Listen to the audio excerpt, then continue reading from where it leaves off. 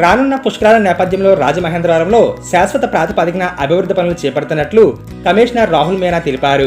కొత్త ఏడాదిలో నగర విస్తరణకు ప్రాధాన్యం ఇస్తున్నామన్నారు. తాగునీరు, పారిశుద్ధ్యం మెరుగుపరచడంతో పాటు మౌలిక వసతుల కల్పనకు కృషి చేస్తున్నామన్నారు. ప్రజలకు మరింత మెరుగైన సేవలు అందిస్తున్నట్లు తెలిపారు. ప్రజల నుంచి వచ్చే వినతులపై ప్రత్యేక దృష్టి సారించామన్నారు.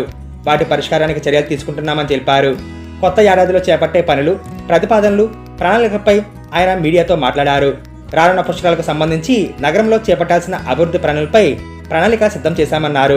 కేవలం పుష్కరాలే కాకుండా శాశ్వత ప్రాతిపదికన భవిష్యత్తులో ఉపయోగపడే విధంగా అంచనాలు రూపొందించామన్నారు. గోదావరి గట్టును పర్యాటకంగా తీర్చిదిద్దుతామని, గోదావరి రివర్ ఫ్రంట్ ను నిధులకు కేటాయించామని, పుష్కరాల నాటికి పనులు పూర్తి చేస్తామన్నారు. అర్బన్ పరిధిలో 32 పార్కులను గుర్తించి గ్రీనరీ పనులు చేపడుతున్నామని తెలిపారు. పారిశుద్ధ పనుల పర్యవేక్షణకు జీపీఎస్ విధానం అమలు చేస్తున్నామని, ఇంటింటా చెత్త సేకరణ పూర్తి స్థాయిలో అమలు చేసేలా చర్యలు చేపడుతున్నామన్నారు. అనధికారిక భవనాలు గుర్తించి నోటీసులు జారీ చేశామని, త్వరలోనే చట్ట ప్రకారం చర్యలు చేసుకుంటామన్నారు. పుష్కరాల నేపథ్యంలో రోడ్డు విస్తరణ పనులు చేపడుతున్నామని, అర్బన్ పరిధిలో గోదావరి నది ఘాట్ను అనుసంధానంగా ఉన్న 24 రోడ్లను గుర్తించి ముంపు నివారణకు పనులు వేగవంతం చేస్తున్నామని తెలిపారు. కేంద్రం అమృత్ 2.0 ద్వారా నగరపాలక సంస్థకు 88.12 కోట్లు నిధులు విడుదల చేశారు.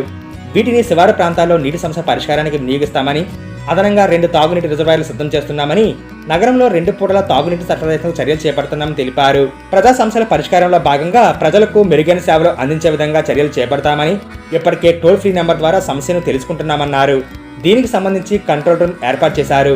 తాగునీటి, పారిశుద్ధ్యం, వీధి కుక్కలు తదితర వాటిపై 9494060060 నెంబర్ ద్వారా వివరాలు సేకరిస్తున్నామన్నారు. కొత్త ఏడాదిలో సమస్యల పరిష్కారానికి పర్యవేక్షక బృందాలు ఏర్పాటు చేస్తామన్నారు. కొత్త ఏడాదిలో భారీ ప్రాజెక్టులు నగరంలో అందుబాటులోకి రానున్నాయి. ముందుగా గోదావరి కాలుష్య నివారణలో భాగంగా ఆవా ప్రాంతంలో సుమారు 84 కోట్ల రూపాయల నిర్మాణంలో ఉన్న 50 MLD ప్లాంట్ పూర్తి కానుంది. దీనివల్ల నది కాలుష్యం తగ్గుతుంది.